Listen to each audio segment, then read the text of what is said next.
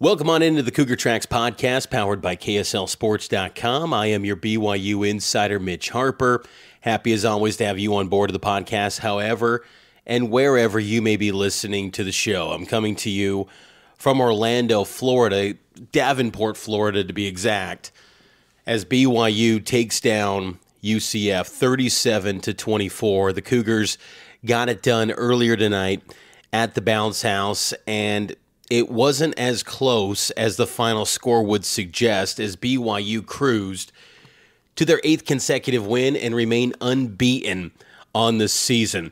I'll share with you my takeaways and thoughts from this game as the Cougars stay unbeaten. They're 8-0, 5-0 in conference play, and everything is in front of this BYU football team this season. You can follow me on X at Mitch_Harper, Instagram as well. Follow KSL Sports and download the KSL Sports app today. 37-24, BYU takes down UCF. Explain to me how BYU was an underdog in this game.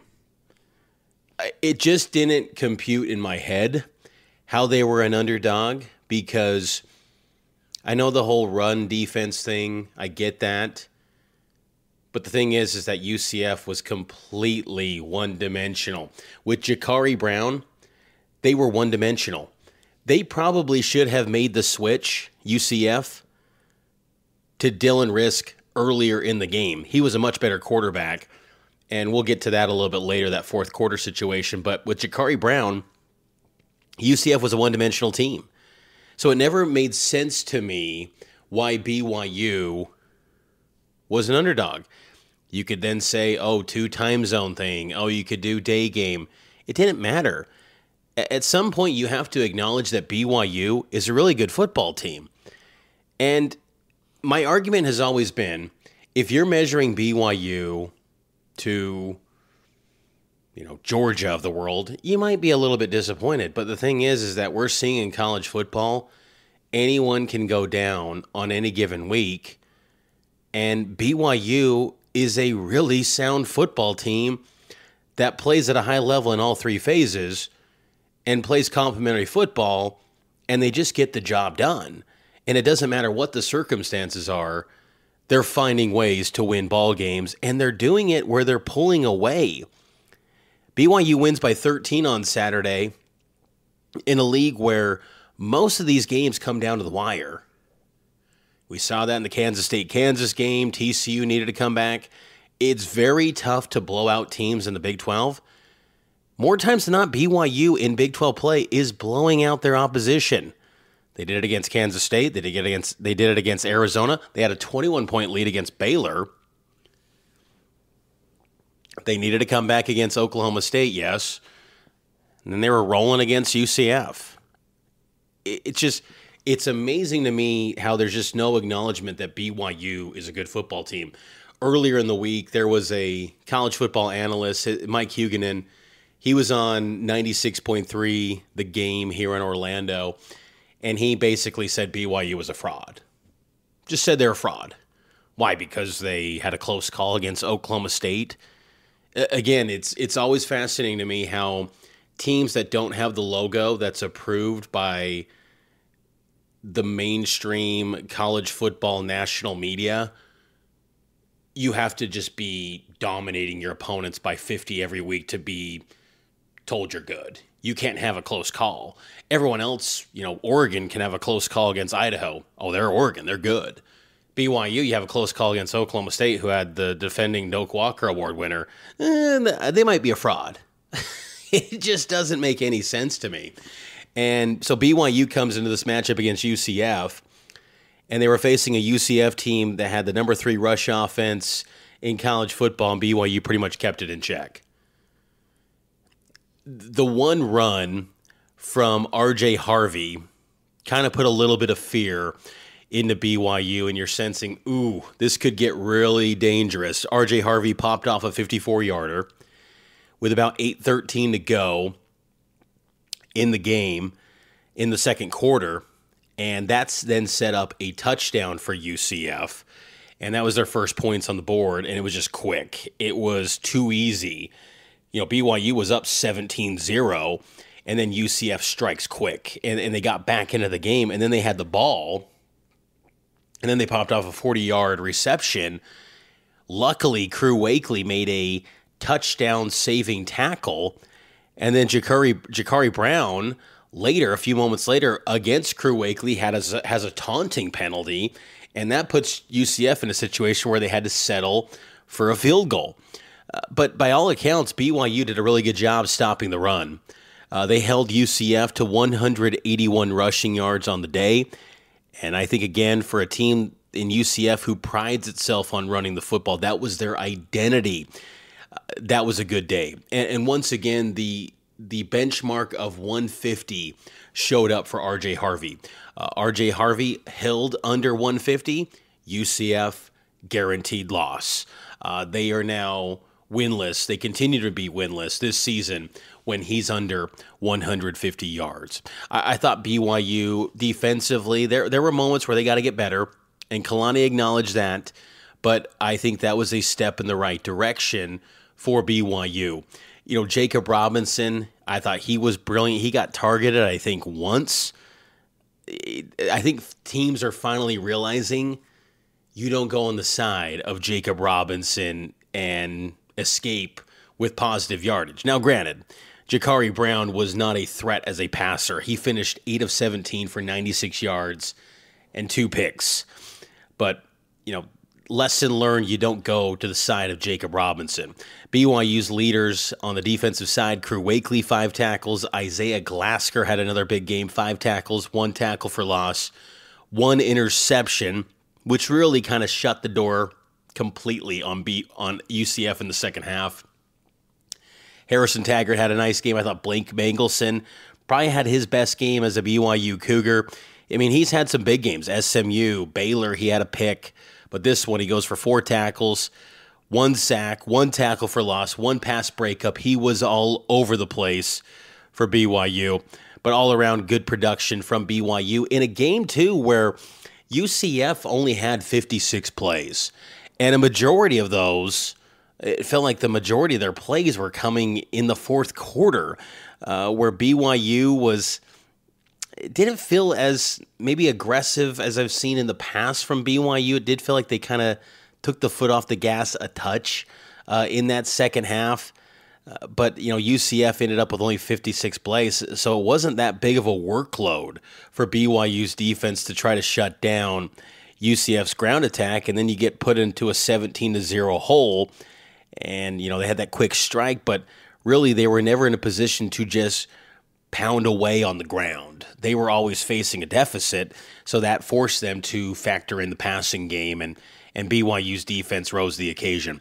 I thought BYU's offense performed well on Saturday. I thought Jake Retzlaff had a aggressive mindset, what we've seen consistently from this team. They've been strong at the beginning of games this season, and you saw that once again. BYU comes out, sets the tone with a 29-yard rushing touchdown from Jake Retzlaff, and I just thought that was huge. Again, I think a lot of Cougar fans came into this game feeling a little uneasy about this matchup because, again, UCF's speed, athleticism, they've got talent. But UCF is not a team. They have a bunch of individuals playing what feels like for themselves. It doesn't feel like their culture, and I know that's a buzzword cliche, but it just doesn't feel like they're unified as one.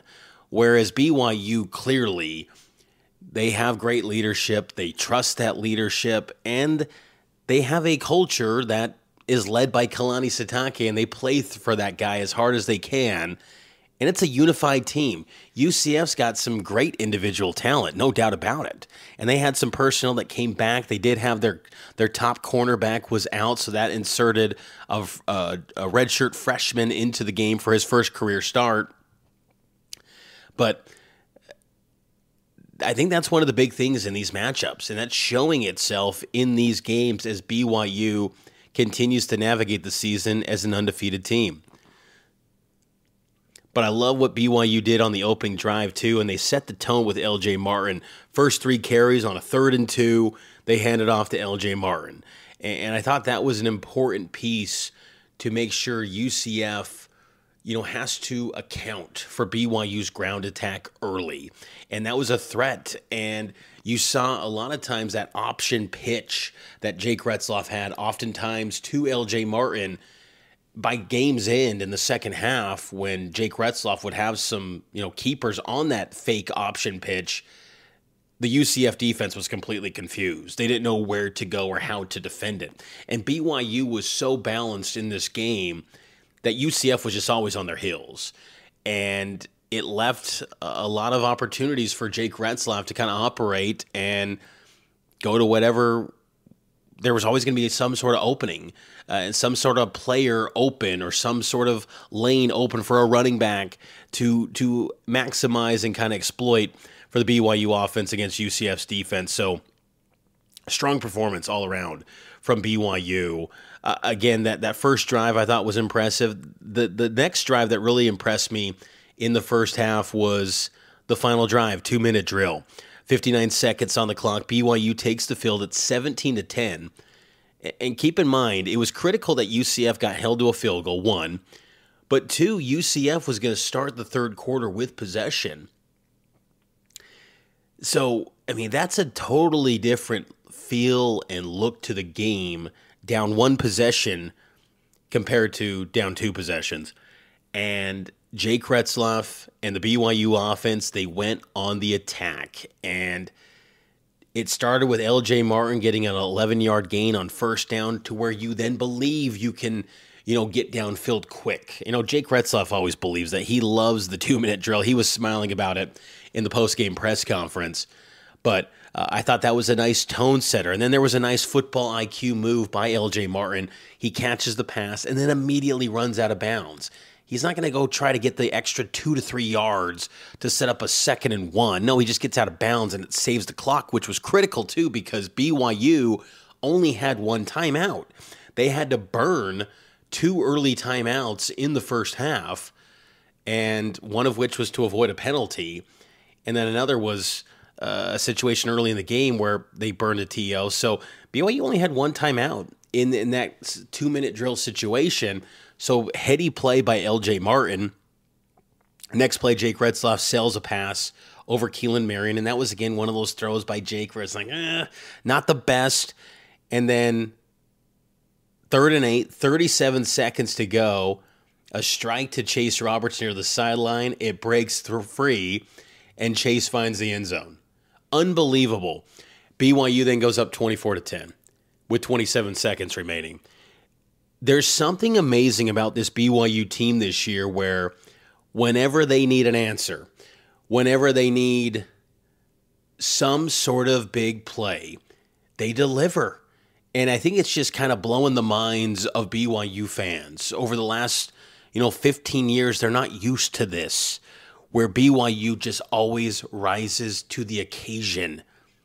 And they do things that you don't expect out of BYU teams. And the thing is now you should expect it. It's becoming the norm. We need to now start talking about this team as the best team in the Big 12 Conference. And I've been saying that for a few weeks now. But truly now a team where they should be an automatic to Arlington. I think Cougar fans need to start looking up travel forward to that first weekend in December, because you look at how the last 4 games are playing out on the schedule. Utah suffered another loss to Houston on Saturday night, last-second field goal. Kansas, they were competitive against K-State, but ultimately lost. Arizona State's going to be tough, but on the road, but still winnable. And then Houston, not much offense there from Houston, but competitive. But BYU should be a sizable favorite in that game. There is a great chance to go undefeated here. And you might have the luxury to be able to drop even a game and still get to Arlington. BYU is a legit football team that's one of the best in college football right now, and they continue to just always answer the bell. Whenever it sensed like maybe there was a crack, there was a moment for UCF to get back into the game, BYU always silenced that momentum. There was a third down run from Jake Retzlaff in the second half, quarterback keeper, and he picks up the first down. Retzlaff continues to just always have the answers when BYU needs them. And in the second half, to open up the third quarter, the BYU defense then had an answer. They stopped UCF on third down. It was 3rd and 3. It should have been a 3rd and 8, but there was an offsides on the BYU defense. I think it was Harrison Taggart. But then BYU brings the heat. They tip the pass from Jakari Brown, and UCF was forced to punt. BYU gets the ball back with a two-possession lead.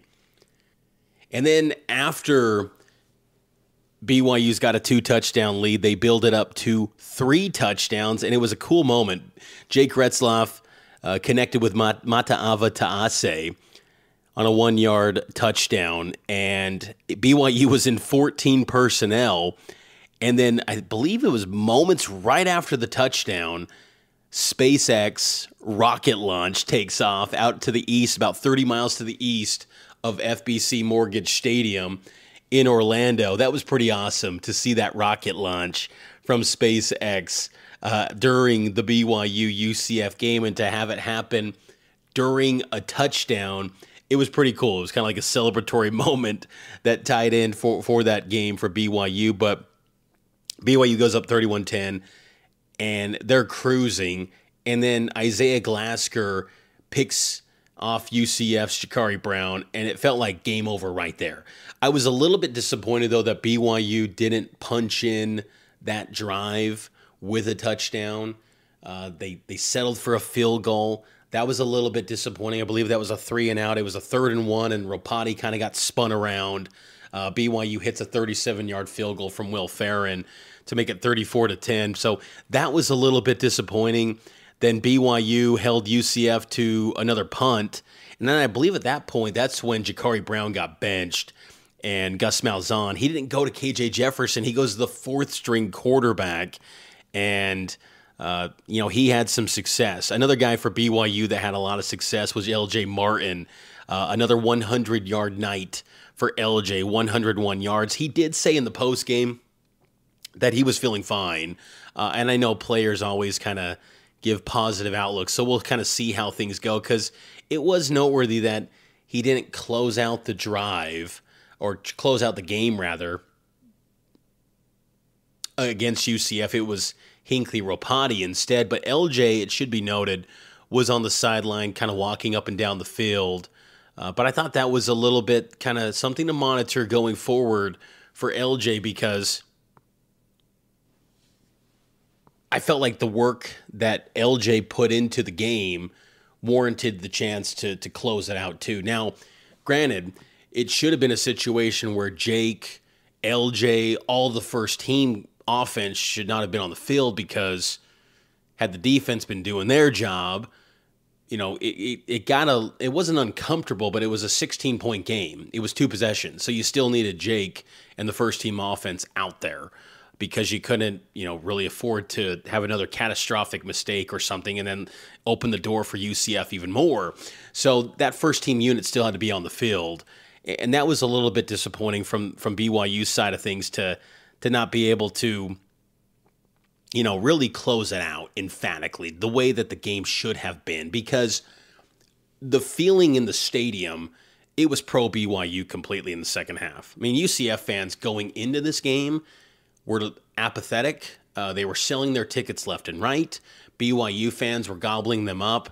The tailgate scene, which I thought was incredible 10 years ago, was non-existent on Saturday. UCF fans seem like they are down and out on Gus Malzahn and this UCF program. And you know what? Honestly, I can't blame them right now, because UCF felt like they were a program that was, no pun intended, kind of like a rocket ship taking off, and they were just completely on the rise. And the only thing that they were lacking was power conference affiliation. And now they have that, and they've just completely stumbled out of the gates. I mean, they have no identity. They have nothing they point to and kind of hang their hat on. Whereas, when they were in the AAC, and even the early years, from Conference USA to the Big East AAC transition, that was a program that had explosive offenses, and you thought Gus Malzahn would keep that going from Josh Heupel, from Scott Frost, George O'Leary. It hasn't, though, and I don't know what the end is in sight. And, Terry Mohajir, their AD, he had a conversation, oddly enough, with Tom Homo on a podcast earlier this week, and, they were kind of chatting, and earlier, before they had Tom Homo on the podcast, he acknowledged that he's hearing the fans and kind of pointed to NIL and the transition to power conference. But I'm like, I don't know. Like, UCF's got more talent than what they're showing, and it just feels like they lack any sort of identity, any sort of vision right now, and it's just kind of knee-jerk reactions. And I'm interested to see how they close out the season, because I do feel like they found some sort of answers, though, potentially at quarterback with Risk, Dylan Risk at QB, and how the mighty have fallen. KJ Jefferson, once a star, gashing BYU 2 years ago with Arkansas, now he's a complete afterthought. I mean, they're going to the fourth-string guy instead of KJ Jefferson. That's how far KJ has fallen on the pecking order for UCF. Some other notes I thought were interesting from the game. Falatau Satuala, freshman, he gets a pick off Jakari Brown. That was actually the start of the fourth quarter. I believe that was the last possession for Jakari Brown. The easiest interception Falatau Satuala or any BYU player will get this season. That was an absolute duck, but Satuala benefits, and he gets the chance to get his first career interception as a BYU Cougar. Manta'ava Ta'ase, he went down with an injury. He was walking on his own coming out of that, so that's going to be something to monitor during the bye week.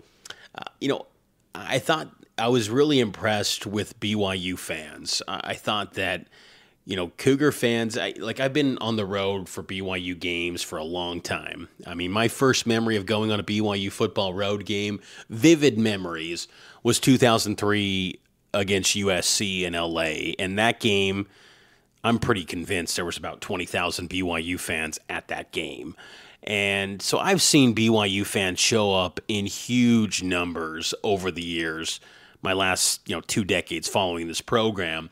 But I thought Saturday was a really impressive showing at UCF, and it kind of showed again when this team is winning and you get this fan base on fire, man, where they are engaged, they are dialed in. They have an impressive showing, and I thought it was noteworthy, too, in the fourth quarter. Stormy Bonatoni, the ESPN sideline reporter, she noted, and I'm paraphrasing here, but she said that she spoke with a UCF photographer who had been shooting games of the Knights for the past 15 years, and apparently that individual told Stormy that, and again, I'm paraphrasing, that individual had not seen an opposing fan base kind of take over UCF stadiums like BYU did. And look, UCF's had some pretty big names roll through that stadium. South Carolina's rolled through there. They've had power conference non-con teams go through Orlando, and BYU made their presence felt. And I just thought that was a real impressive showing from Cougar fans to be there. And look, we knew that there would be a strong showing. You get the Disney World component, you got an undefeated football team, and the ticket prices were going down. It made all the sense in the world for a recipe that BYU fans were going to pounce on, but it was a bigger gathering than I expected.